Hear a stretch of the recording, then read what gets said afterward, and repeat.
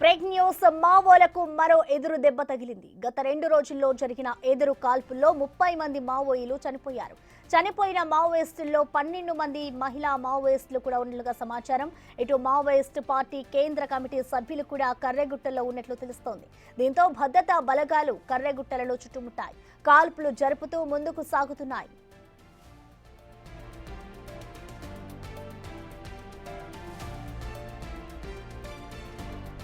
తెలంగాణ ఛత్తీస్గఢ్ బోర్డర్లో ఉన్న కర్రెగుట్టల్లో సిఆర్పీఎఫ్ బలగాలు, ఛత్తీస్గఢ్ పోలీసులు సంయుక్తంగా చేస్తున్న ఆపరేషన్ కగార్ నుంచి ఫలితాలను ఇస్తోంది.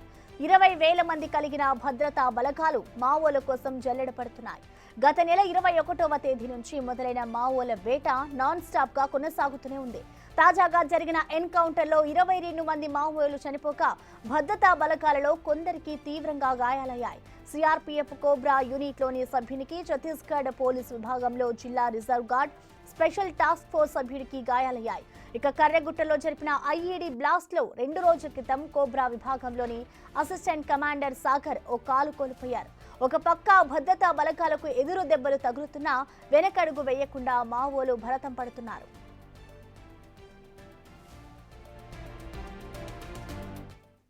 దీనిపై పూర్తి సమాచారాన్ని మా ప్రతినిధి వేణు అందిస్తారు. వేణు, చెప్పండి, ప్రస్తుతం కర్రెగుట్టలో వద్ద పరిస్థితి ఏ విధంగా ఉంది? చూసుకుంటే ఆ కాల్పులు కూడా చోటు చేసుకుంటున్నాయి. సో ఇప్పటి వరకు జరిగిన కాల్పుల్లో ఎంతమంది మృతి చెందారు? డీటెయిల్స్ ఏంటి వేణు?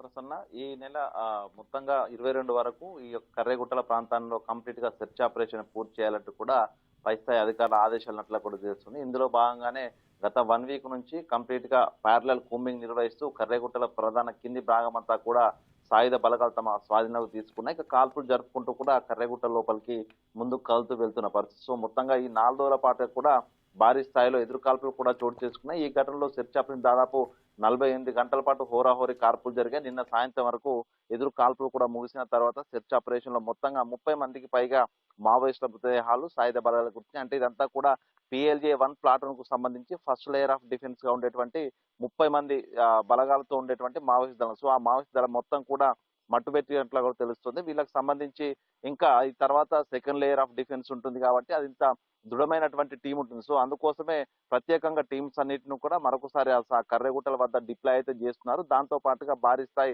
ఆర్పీజీలు, ఏఎస్జీలు కంప్లీట్ గా అత్యాధునికమైనటువంటి ఆయుధ సామాగ్రిని అయితే కర్రెగుట్ల ప్రాంతం బేస్ క్యాంప్ వద్దకు చేరుస్తూ ప్రస్తుతం కర్రెగుట్టలని టార్గెట్ చేస్తూ వెళ్తున్నారు. మరొక 15 రోజుల లోపల కంప్లీట్ గా కర్రెగుట్టలో ఉన్నటువంటి సేఫ్ జోన్లను గుర్తించి మావోయిస్టుల మట్టుబెట్టే అవకాశం అయితే కనిపిస్తుంది. అయితే ప్రస్తుతం వచ్చినటువంటి ఫస్ట్ దళానికి సంబంధించి 30 మంది లోపల 12 మంది మహిళల మృతదేహాలు సాయుధ బలగాలకు గుర్తించినట్లు తెలుస్తుంది. మిగతా వారందరికి సంబంధించి పూర్తిగా ఆ బాడీలు కూడా ఛిద్రమై ఉండడంతో వాటిని డిస్పోజ్ చేసేటువంటి పరిస్థితి. మొత్తం వీటన్నిటిని కూడా అటు బీజాపూర్ జిల్లాకు తరలించేందుకు అధికారులు ఏర్పాటు చేస్తున్నారు. ఓవైపు ఆర్మీ చాపర్స్ ద్వారా కర్రెగుట్టలపై బాంబింగ్స్ నిర్వహిస్తున్నారు. మరోవైపు ఆ గుట్టల కింది భాగం లోపల మొత్తంగా సాయుధ బలగాలు, కోబ్రా, STF కూడా ముందుకు చురుగ్గా కలుగుతున్నాయి. ఇప్పటి వరకు దాదాపు 50 కిలోమీటర్ల పరిధి లోపలనే పూర్తిగా ఒక జల్లెడ పట్టాల్సింది. అంటే ఇప్పటివరకు దాదాపు 25 అటు ఆలుబాగం నుంచి మొదలుకుంటే ఊసూరు శివారు వరకు మొదలుకుంటే దాదాపు 25 కిలోమీటర్ల లోపలికి చొచ్చుకొని పోయంటే ఒక కీలకమైనటువంటి స్థావరం వద్దకైతే బలగాలు చేరుకున్నట్లుగా తెలుస్తోంది. ఇక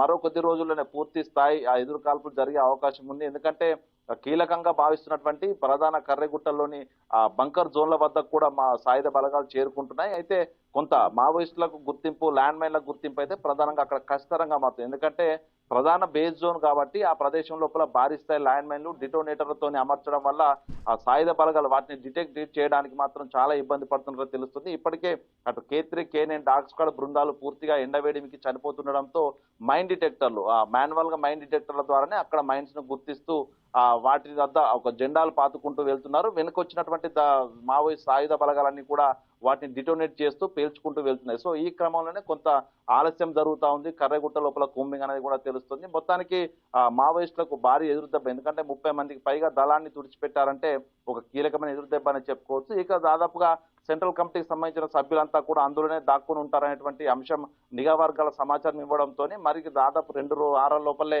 కర్రెగుట్టల ప్రాంతాన్ని అంతా కూడా తమ ఆధీనంలోకి తీసుకునే అవకాశం కనిపిస్తుంది. ఇక దీనికి సంబంధించి ఇప్పటి వరకు అఫీషియల్ గా ఛత్తీస్గఢ్ పోలీసు నుంచి ఎటువంటి ప్రకటన రాలేదు. కానీ భారీ స్థాయి కాల్పులు జరిగాయి. 22 పైగా మావోయిస్ట్ మృతి చెందారని చెప్తున్నారు. కానీ ఆ ఫీల్డ్ లెవెల్లో మాత్రం దాదాపుగా ఒక దళమే తుడిచిపెట్టుకుపోయిందన్న సమాచారం వస్తుంది. సో దీనిపై ఛత్తీస్గఢ్ పోలీసులు స్పందించాల్సిన పరిస్థితి ఉంది ప్రసన్న.